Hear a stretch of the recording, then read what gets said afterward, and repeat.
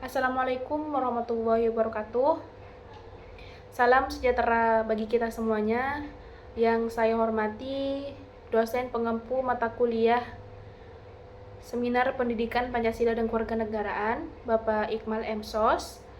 Terima kasih atas kesempatannya.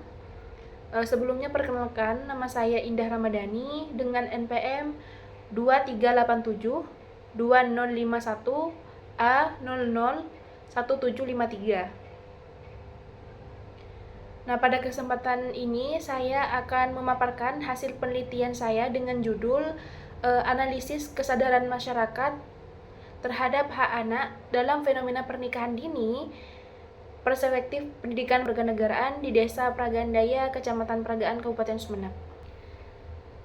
Selanjutnya, izinkan saya menjelaskan latar belakang yang menjadi dasar dari topik pembahasan kali ini. Berbicara tentang pernikahan dini, di Indonesia, praktik pernikahan anak bukanlah fenomena yang baru. Hingga saat ini, pernikahan anak masih terus terjadi dan menunjukkan kecenderungan peningkatan dari tahun ke tahun. Nah, kasus pernikahan anak yang terjadi di Indonesia itu diantaranya disebabkan oleh beberapa faktor. Pertama, keadaan sosial masyarakat yang masih memiliki pemikiran tradisional. Yang kedua, yaitu faktor kesehatan, seperti perilaku remaja yang menyimpang, sehingga menyebabkan kehamilan di luar pernikahan. Nah, terus yang ketiga, keadaan ekonomi keluarga yang kurang sejahtera. Dan yang terakhir atau yang keempat, adat budaya yang menciptakan stigma bahwa anak perempuan yang sudah memasuki usia gadis dan belum menikah sering disebut sebagai perempuan tidak laku.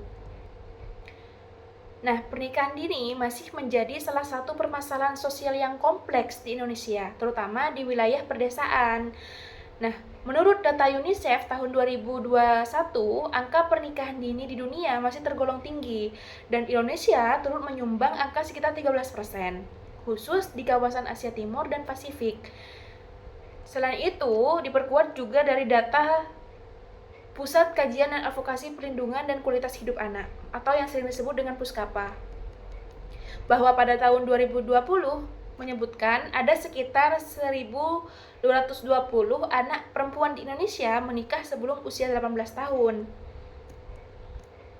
Ada juga data dari Badan Pusat Statistik menyebutkan bahwa pada tahun 2023 tercatat sekitar 25 kasus dispensasi pernikahan dini. Menurun di 2022 ada sekitar 50 kasus pernikahan dini. Dan di tahun 2021 ada sekitar 61 kasus pernikahan dini. Nah, meskipun demikian, penurunan angka tersebut masih tergolong tinggi. Hal tersebut diperkuat lagi oleh data UNICEF yang menyatakan bahwa Indonesia menempati peringkat ke-8 tertinggi di dunia dan kedua di ASEAN dalam kasus pernikahan dini, dengan total sekitar 1,5 juta kasus per akhir tahun 2022. Nah, selain itu, berdasarkan data Kementerian Pemberdayaan Perempuan dan Perlindungan Anak, pada tahun 2023, Indonesia menempati peringkat keempat di dunia dengan jumlah perkawinan anak tertinggi setelah India, Bangladesh, dan Tiongkok. Nah, mayoritas perempuan Indonesia itu menikah pertama kali pada usia 19 hingga 24 tahun pada tahun 2024, dengan rata-rata usia kawin pemuda berada di angka 21 hingga 22 tahun. Sementara itu, menurut Badan Kependudukan dan Keluarga Berencana Nasional, usia ideal untuk menikah adalah 21 tahun bagi perempuan dan 25 tahun untuk laki-laki. Di Indonesia sendiri, mengenai ketentuan perkawinan sudah diatur dalam Undang-Undang 45 Pasal 7 Nomor 16 Tahun 2019, yang dimana itu merupakan perubahan atas Undang-Undang Nomor 1 Tahun 1974 tentang perkawinan, yang menyatakan bahwa perkawinan hanya diizinkan apabila pria dan wanita telah berusia minimal 19 tahun. Fenomena tingginya pernikahan dini di Indonesia ini juga menunjukkan adanya ketimpangan antar wilayah, di mana provinsi-provinsi tertentu memiliki angka yang lebih tinggi dibandingkan daerah lainnya. Nah, salah satu provinsi yang masih menghadapi persoalan serius terkait pernikahan anak adalah Provinsi Jawa Timur, yang dimana pada tahun 2023 Jawa Timur itu menempati peringkat pertama tertinggi angka pernikahan dini di Indonesia. Lanjut, berdasarkan data Badan Pusat Statistik Jawa Timur tahun 2023 menunjukkan bahwa persentase perempuan usia 15 hingga 49 tahun yang melakukan perkawinan pertama di bawah 20 tahun di Jawa Timur mencapai angka hingga 60% sampai 65%. Sejalan dengan kondisi tersebut, Kabupaten Sumeneb yang ada di Provinsi Jawa Timur menjadi salah satu wilayah yang juga menunjukkan tingginya angka pernikahan anak. Merujuk pada data Pengadilan Agama Sumeneb, permohonan dispensasi nikah tercatat sebanyak 232 perkara pada tahun 2024, terus 274 perkara pada tahun 2025. Nah, kasus ini biasanya dipicu oleh kompleksitas faktor sosial, ekonomi, dan budaya. Nah, menurut Ketua Pengadilan Agama Kabupaten Sumeneb, jumlah yang tercatat tersebut hanyalah angka tercatat saja, karena pada realitanya lebih banyak yang tidak mengajukan dispensasi nikah. Seperti itu. Lanjut. Nah, fenomena pernikahan ini di Kabupaten Sumeneb juga dapat dilihat secara lebih spesifik pada tingkat kecamatan.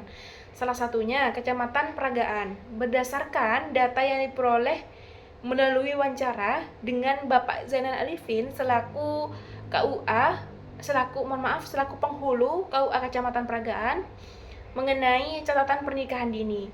Diketahui pada tahun 2023 terdapat 21 kasus pernikahan dini yang terjadi. Lanjut, pada tahun 2024 terdapat sekitar 14 kasus, dan tahun 2025 terdapat sekitar 18 kasus pernikahan dini. Nah, oleh karena itu, peningkatan jumlah kasus dari tahun ke tahun ini menunjukkan bahwa praktik pernikahan dini masih cukup tinggi dan mendapat toleransi di kehidupan masyarakat setempat. Nah, kondisi tersebut juga tercermin pada tahun 2023, di mana Kecamatan Peragaan itu menempati peringkat ketiga sebagai kecamatan dengan jumlah kasus pernikahan dini tertinggi di Kabupaten Sumeneb. Apabila ditinjau lebih mendalam, salah satu desa yang menjadi perhatian khusus di Kecamatan Peragaan ini rentan tahun 2025 sampai dengan 2026 adalah Desa Peragaan Daya. Berdasarkan hasil wawancara dengan Bapak Zainal Arifin, diketahui bahwa Desa Peragaan Daya ini merupakan desa dengan jumlah kasus pernikahan dini tertinggi atau menempati peringkat pertama di antara seluruh desa yang ada di Kecamatan Peragaan. Berdasarkan kenyataan di lapangan, menunjukkan bahwa banyak anak perempuan yang telah menikah di Desa Peragaan ini masih menempuh pendidikan tingkat sekolah menengah pertama. Nah, jumlah pernikahan usia anak di Peragaan Daya ini tergolong paling tinggi dibandingkan desa-desa lainnya di Kecamatan Peragaan. Namun, meskipun demikian, data tersebut belum sepenuhnya menggambarkan kondisi yang sebenarnya, karena di Desa Peragaan ini masih terdapat praktik pernikahan yang dilakukan secara tidak tercatat atau dikenal oleh masyarakat setempat sebagai pernikahan siri atau pernikahan di bawah tangan. Nah, praktik tersebut biasanya dilakukan tanpa melalui prosedur resmi KUA sehingga tidak tercatat dalam administrasi negara. Oleh karena itu, jumlah kasus pernikahan dini di Desa Peragaan Daya ini diduga lebih besar dibandingkan dengan data yang tercatat secara formal.